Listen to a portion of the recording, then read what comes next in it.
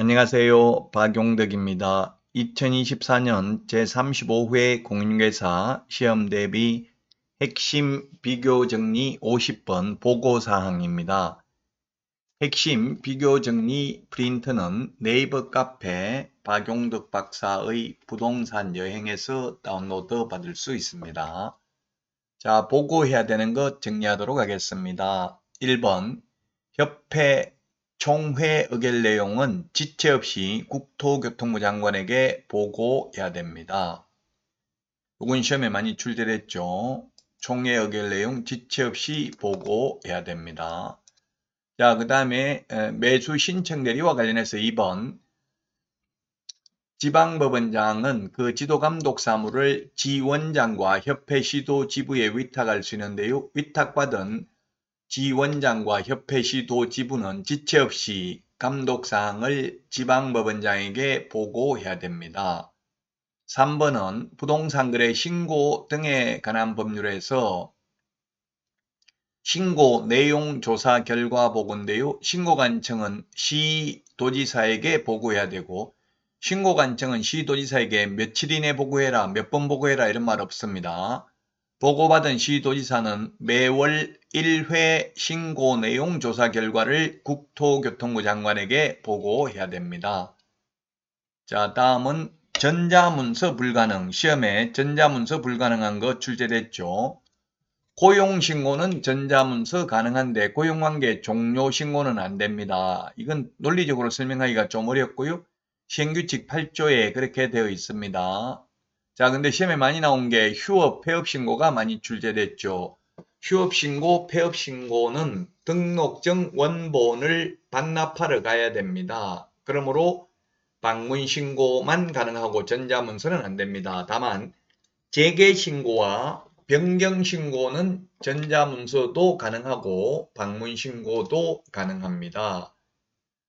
휴업신고, 폐업신고, 재개, 변경신고 모두 미리 사전에 해야 되죠.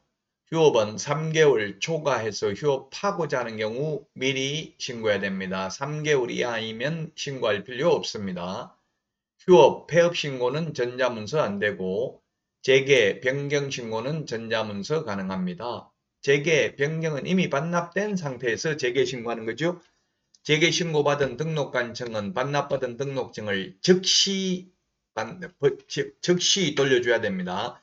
즉시라는 표현은 공인중개사법에 오직 한 번밖에 없죠. 재개신고를 받은 등록관청은 반납받은 등록증을 즉시 반환하여야 한다. 그리고 또 부동산거래 신고 등에 관한 법률에 즉시가 한 번 더 있는데 만약 허가받은 목적대로 사용을 하지 않는 경우에 이행명령을 하고 그래도 이행명령을 따르지 않는 경우 이행강제금을 부과하는데 이행강제금을 부과했는데 이미 이행을 한 경우에는 새로운 이행강제금 부과는 즉시 중지해야 된다. 그러나 이미 부과된 것은 이를 징수하여야 한다.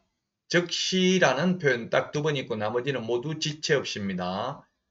자, 그 다음에 부동산 거래 신고를 해야 되는데 한 명이 신고를 거부해서 상대방이 단독으로 부동산 거래 신고, 해제 신고를 하는 경우에는 사유서와 계약서 사본을 첨부해서 방문 신고만 가능합니다. 담당 공무원이 사실 여부를 확인하여야 하기 때문에 그 다음에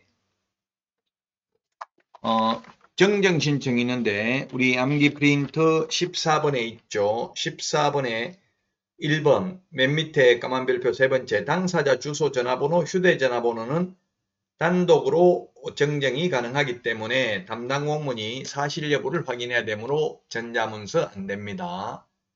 거래 당사자 주소 전화번호 휴대전화번호입니다. 시험에 개업공개사의 전화번호 휴대전화번호 하면 X입니다.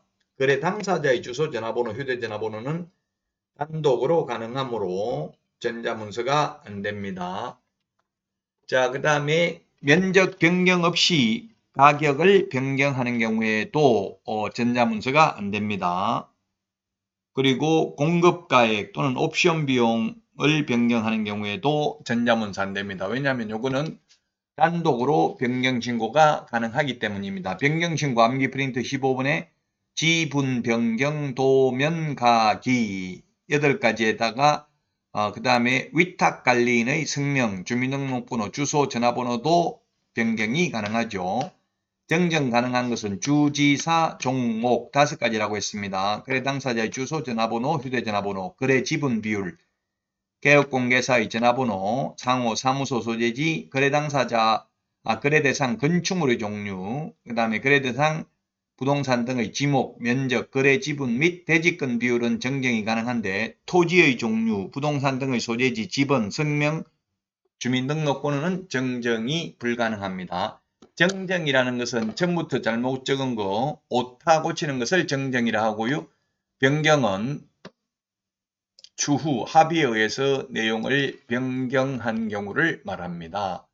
자, 문제 풀어보도록 하겠습니다. 틀린 것입니다.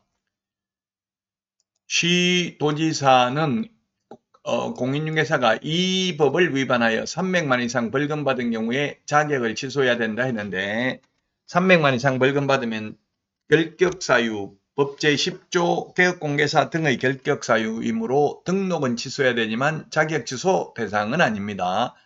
자격 취소 대상은 부양지금 이렇게 암기를 했죠. 부양지금 요 4가지만 자격 취소 사유입니다. 부양지금.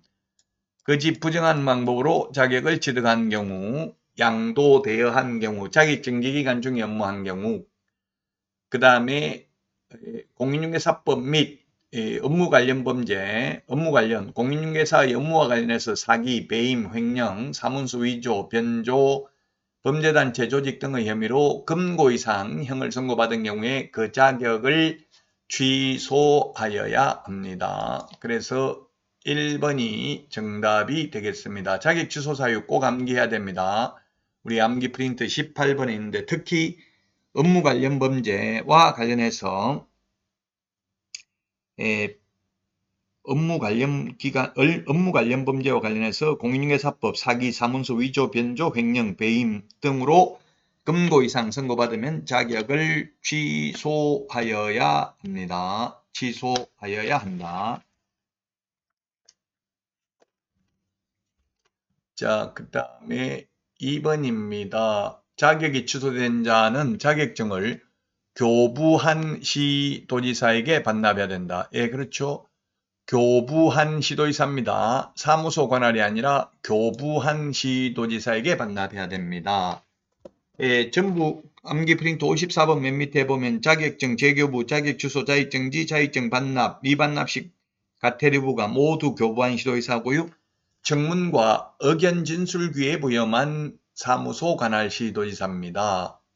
3번이 개정됐습니다. 자격을 취소한 때에는 옛날에는 5일 이내 국토부 장관에게 보고했는데 지금은 보고하는 게 아니라 국토교통부 장관과 다른 시도지사에게 통보해야 되는 것으로 바뀌었습니다. 즉 시도지사와 국토부 장관은 상하관계 부하가 아닙니다. 그래서 통보해야 됩니다. 시도지사가 서울시장이 국토부 장관 부하는 아니죠.